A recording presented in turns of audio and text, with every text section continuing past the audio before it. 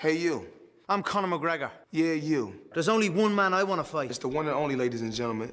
It's Floyd Money Mayweather. Floyd might be undefeated. I never been beat. Never. I'm ready to shock the world. I'm knocking McGregor the fuck out. You should have came and got me for the UFC if you wanted a real champion. I run the octagon. I run the ring. Me. And you say something else, I'll whoop your ass in the octagon. Yeah, when I spark you August 26th, I'm gonna make you face me in the rematch in the octagon. And then we'll see if you're all talk or not.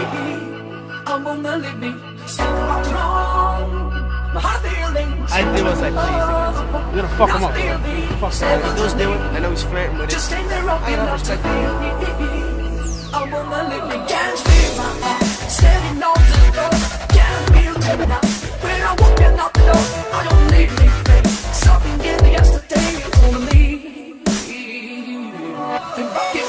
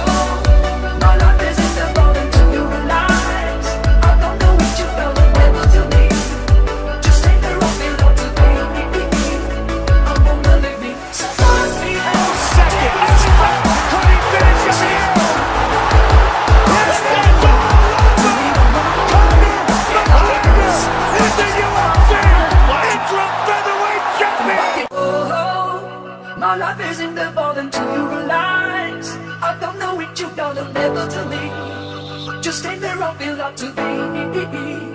I'm gonna leave me. Something wrong. My heart feelings that you come up. Not feel me, never to me. Just stay there, I'll feel up to me.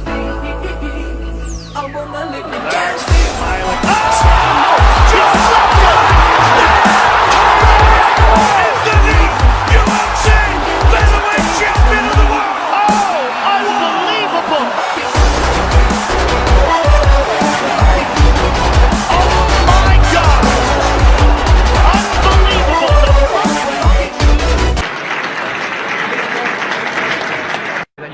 You want to fight Khabib in Russia? Is that what you want to do after this? Are you coming back to the UFC?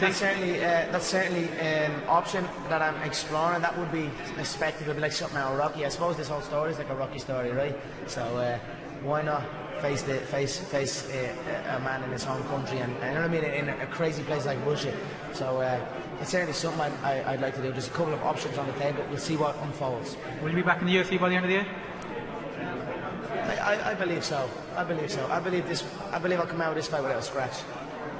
A couple of weeks then to refresh the jiu-jitsu and my wrestling. Not that I've stopped training. That's what everyone wants. That's what we all want. That's also what NHL defenseman Brent Burns wants. He's a fan of the Dublin native, was in town for the NHL award show and came over to watch McGregor train. Unfortunately, right now, as he walks the halls of his rented 7-bedroom mansion, he doesn't know for sure who he's fighting. I'll be there. It's business as usual for me. That's the approach he'll have to take. Maybe we had fighters in the Philly shell, similar to the style that he always fights, or fighters against the ropes. But never fighters, well, we did have fighters coming forward, like with that style, the way he eventually went. But that was only in the early rounds. Early rounds, I'm eating guys alive there.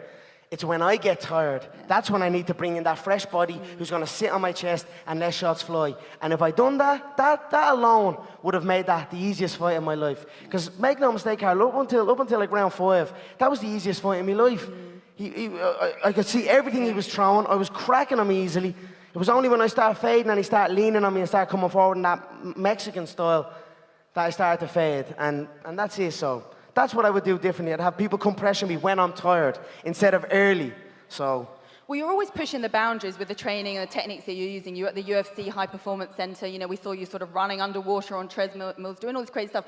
Is there anything from this training camp that you can take into your UFC training camps now, sort of new skills that you learn? I built an incredible engine. Make no mistake about that. Although 30 minutes is, I went 25 minutes, I got into the best shape of my life. So I'm just gonna keep going with it, keep going with it. And then also know that, like in this camp, it was like round 1 to 8 was the fight.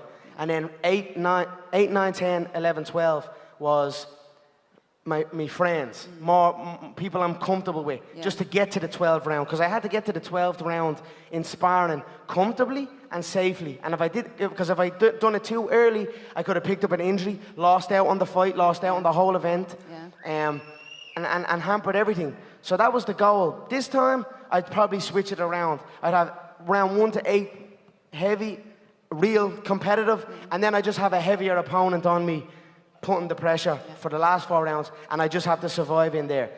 And I honestly, truly feel if I'd have done that, I would have been laughing in that fight. But look, you live and learn. That's what we say. You don't lose. You either win or you learn. Yeah, and that saying has taken you well through your career so far. We have some water, please. Nah, vodka and orange. Look that. I'm squeezed into this suit.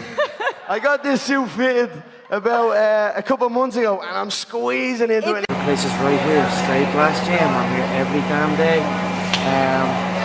Another place where, I mean, Temple Bar is the obvious one. It's a tourist attraction for many people come over. What's your favorite bar in there? No, I tell you, if you were to go to a bar, I'd probably go to the Guinness factory, you know, to learn about that.